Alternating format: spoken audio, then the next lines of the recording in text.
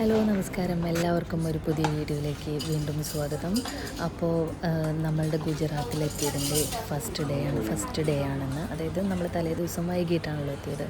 അപ്പോൾ complimentary breakfast കഴിക്കാൻ വേണ്ടി രാവിലെ വന്നതാണ് കേട്ടോ. അപ്പോൾ കോംപ്ലിമെൻ്ററി ബ്രേക്ക്ഫാസ്റ്റ് തന്നെ പേപ്പർ ദോശ നല്ല ചൂടോടെ കിട്ടിയതിൻ്റെ സന്തോഷത്തിലാണ് ഞാൻ. അപ്പോൾ പക്ഷേ കിട്ടിയപ്പോൾ മാത്രമേ സന്തോഷം ഉണ്ടായുള്ളൂ, കഴിച്ചപ്പോൾ ഒരു സന്തോഷം ഉണ്ടായില്ല. അത്രയ്ക്കും ടേസ്റ്റ് ഇല്ലായിരുന്നു ആ ദോശ. പിന്നെ സാമ്പാറും ഒന്നും ടേസ്റ്റ് ഉണ്ടായിരുന്നില്ല.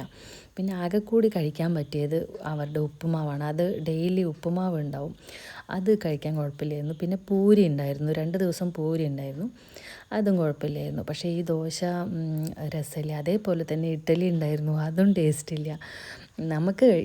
എനിക്ക് കഴിക്കാൻ ഇഷ്ടമായിട്ടില്ല ആ ടേസ്റ്റൊന്നും. അങ്ങനെ ഞങ്ങൾ ബ്രേക്ക്ഫാസ്റ്റ് കഴിക്കുന്ന സമയത്താണ് ഇന്ന് എവിടെയൊക്കെ പോകണം, എന്തൊക്കെ ചെയ്യണം എന്നുള്ള കാര്യങ്ങളൊക്കെ പ്ലാൻ ചെയ്യുന്നത് കേട്ടോ. ഈ സമയത്താണ് ആ പ്ലാനിങ് ഒക്കെ നടക്കുന്നത്. അങ്ങനെ പോകാൻ വേണ്ടിയിട്ട് തലേ ദിവസം പരിചയപ്പെട്ട ഓട്ടോ ഡ്രൈവറിനെ ഞങ്ങൾ വിളിച്ചിട്ടുണ്ടായിരുന്നു കേട്ടോ. അയാൾ വരുമ്പോഴത്തേക്ക് ബ്രേക്ക്ഫാസ്റ്റൊക്കെ കഴിച്ച് ഞങ്ങൾ റെഡിയായി. ഈ ഒരു സംഭവം ടോണിക്കിൻ്റെ ടേസ്റ്റ് ഉണ്ട് പറഞ്ഞിട്ട് മോള് കുടിക്കില്ല കേട്ടോ, ഞാൻ കുടിക്കാനുള്ള ടേസ്റ്റ്.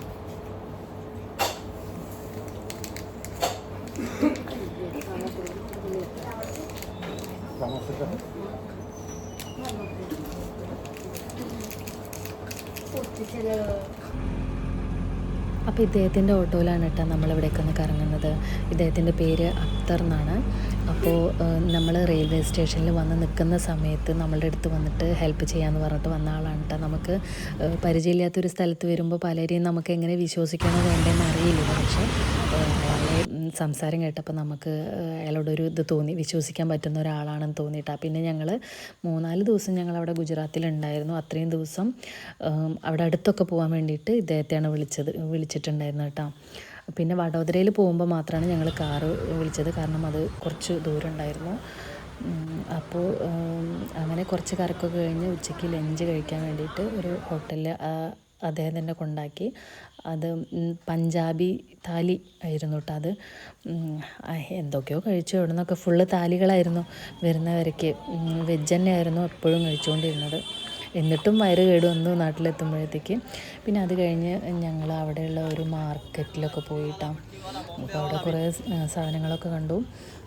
പിന്നെ അവിടെ താഴെ കിടക്കുന്നത് കണ്ടില്ലേ, കച്ചറ, അതൊക്കെ അവരുടെ ഈ പാക്കിൻ്റെ ഇതാണ് കേട്ടോ. അവരൊന്നും വേസ്റ്റൊന്നും മര്യാദയ്ക്ക് ഡസ്റ്റ്ബിന്നിലൊന്നും ഇടില്ല, എല്ലാം അവിടെ ഇവിടെയൊക്കെ ചിതറി കിടക്കും.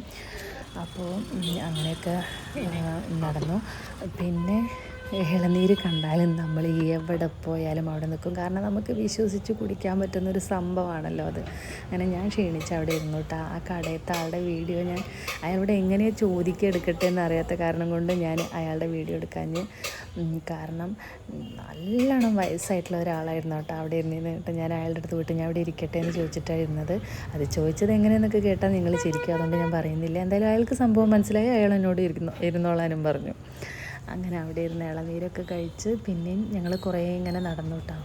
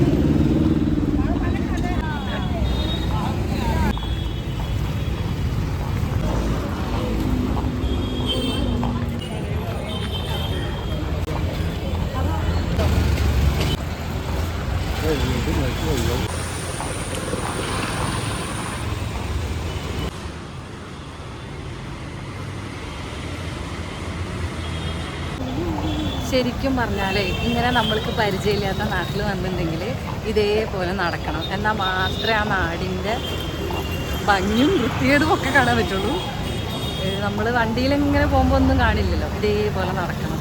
അപ്പോഴാണ് നമുക്ക് കുറേ കാര്യങ്ങൾ മനസ്സിലാക്കാൻ പറ്റുക.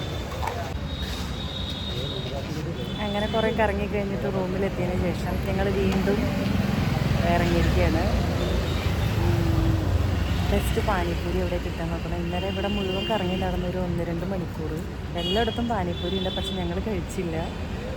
അപ്പം നല്ല പാനിപ്പൂരി എവിടെ കിട്ടാൻ നോക്കണം. അപ്പം നമ്മളെ ഓട്ടോ ഡ്രൈവർ ഉണ്ടല്ലോ, അതായത് വിളിച്ചിട്ടുണ്ട്.